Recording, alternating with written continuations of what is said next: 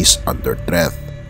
Sabi ng UNESCO, sa pinakamalapit na panahon, ang malalaking syudad sa Mediterranean coast, kabilang na dito ang Marseille, Istanbul, Alexandria at Egypt ay makakaranas ng malaking tsunami. Ang mga siyentipiko ng international organization ay binabanggit nila na sila ay 100% sure sa pangyayaring ito. Binabanggit pa ng United Nations na sa taong 2024 ay sa mahigit 40 plus na cities mula sa 21 countries ay makaka-experience ng tsunami. Ngunit hindi pa rin mapipredict kung gaano ba talaga kataas ang waves na tatama sa mga syudad na ito, sapagkat ang normal na waves, mga kaibigan, ay umaabot ng 1.5 to 5 meters lang. Ngunit ang pangyayari sa Europe, mga kaibigan, na binabanggit ng mga siyentipiko ay maaring kumitil ng mga buhay, masisira ang mga tahanan, gayon din ang maraming sasakyan. Atin itong pag-usapan, mga kaibigan.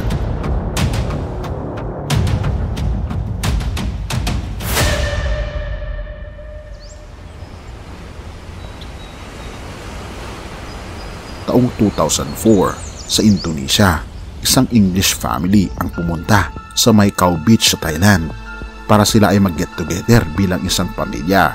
Pagkatapos nito, ang anak nilang babae na si Tilly Smith ay naglalakad sa gilid ng dagat at bigla siyang sumigaw dahil tila baga ay magkakaroon ng malaking waves na hudyat ng tsunami. At isip-isip naman ng kanyang ina na baka ito lang ay imagination ng kanyang anak. Kaya naman ang ginawa ng nanay ay nagpatuloy siya na lumakad patungo sa dagat. At tama nga, mga kaibigan, nagkaroon ng malaking tsunami na kumitil sa pamilyang ito. Marami sa ating mga kababayan at sa atin na rin, mga kaibigan, ang hindi alam kung ano ang mga senyales ng paparating na dilubyo ng tsunami.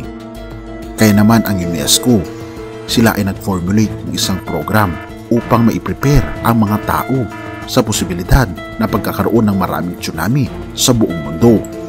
Kaya naman tinuturuan nila ang bawat tao kung paano kilatisin ang paparating na tsunami. Ngunit may mga mas delikado pang mga pangyayari maliban sa tsunami. Isa na rito ang killer waves ng karagatan na pwede itong umabot ng 30 meters o 98.4 feet, 15 times na mas malaki sa normal na height ng mga waves. Ang kilalang USS Ramapo noong 1933 ay kinikilala bilang suki ng malalaking mga waves dahil madalas itong tamaan ng 34 meters na mga waves, at sa ganito kalalaking mga waves, mga kaibigan, ay kaya nitong patumbahin ang pinakamataas na lighthouse sa Africa na tinatawag na Nosy Alanana Light. Maging ang malalaking mga barko, mga kaibigan, ay hindi ligtas sa mga killer waves na ito. Ano nga ba ang senyales na magkakaroon ng ganito kalalaking mga killer waves? Pag iyong mapapansin na tila baga nagiging hugis chessboard ang mga waves sa dagat, ay asahan mo na magkakaroon ng malalaki at matataas na mga killer waves. Hudyat na ito para ikaw ay tumakbo at umakyat sa matataas na portion na hindi abot ng mga waves. Ngunit ano nga ba ang rason kung bakit nasabi ng mga siyentipiko na anytime ay pwedeng magkaroon ng malaking tsunami sa parte ng Europa? Ito ay dahil sa Mount Etna na nakalocate sa Italy. Ito ay isang malaking active volcano na pwedeng mag-cause ng malakas na tsunami. Nakikita kasi nila na ang Mount Etna, mga kaibigan, ay nag-i-slip patungo sa Mediterranean Sea. At kung ating babalikan ang taong 2022, ay 2 beses na sumabog ang Mount Etna. Nagkaroon ito ng malaking pagbabago sa mga tectonic plates na naghudyat para magkaroon ng mga earthquakes. Ngunit hindi pa raw ito ang pinakamalakas na earthquake, mga kaibigan, sapagkat may mga mas malalakas pa na madudulot ang Mount Etna. Kaya naman kung ating mapapansin, mga kaibigan, dumadami ang posibleng maging catastrophe sa huling kapanahunan. Lalong higit, hindi lamang ang Biblia ang nagsasalita, kundi ang mga scientifico ay binabanggit nila na hinug na ang mga catastrophe na ito at anytime ay pwede na itong mangyari. Katulad na lamang din ng Japan na ang epicenter ng earthquake, mga kaibigan, ay nangyari sa gitna mismo ng Japan. Ngunit hindi pa ito ang pinakamalakas na binabanggit ng mga scientists na ma-experience din ng Japan, sapagkat may mas malalakas pang mga earthquake na mangyayari sa hinaharap at anytime ay pwede na itong mahinog na magtutulot ng mas malalakas na mga tsunami at mga earthquakes. At hindi may pagkakaila mga kaibigan, maging sa ating bansa ay hinog na rin ang malaking mga tectonic plates na maghuhudyat mga kaibigan ng isang malakas na pagyanig sa ating bansa, nakikitil ng maraming mga tao. Kaya naman kung ating mapapansin, tayo ay nabubuhay sa lugar na hindi naligtas. Na ako ay nagtataka kung bakit ang mga tao ay nag-aaway dahil sa lupa, nag-aaway sa mga materyal na bagay sa mundo.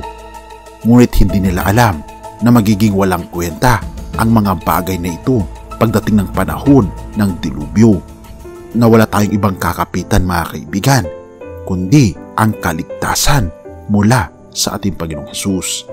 Kaya naman, ninanais niya na tayo'y maging handa at ilapit natin ang ating loob sa ating Panginoong Hesus upang tayo ay maging ligtas.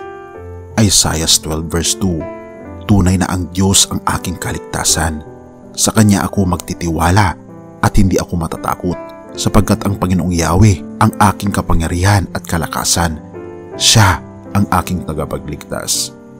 Mga kaibigan, tunay nga na wala tayong ibang kaligtasan kundi ang ating Panginoong Hesus. Kaya naman huwag tayong matakot. Kung tayo ay nasa ating Panginoong Hesukristo, tayo ay magiging panatag at magiging mapayapa ang ating loob, dahil si Jesus ang tunay nating tagapagligtas. Siya ang ating kalakasan.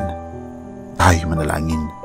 Ama naming banal na makapangyarihan sa lahat, tunay nga na kami Panginoon ay nabubuhay na sa huling kapanahunan at wala kaming ibang pupuntahan na sandigan kundi kayo Panginoon.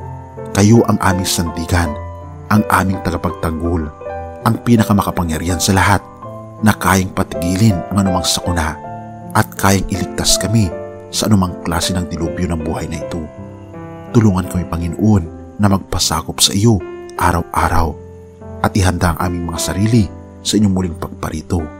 Salamat Panginoon sa pagdinig ng aming mga panalangin at patawarin po kami sa lahat ng aming pagkukulang at pagkakasala sa pangalan ni Jesus.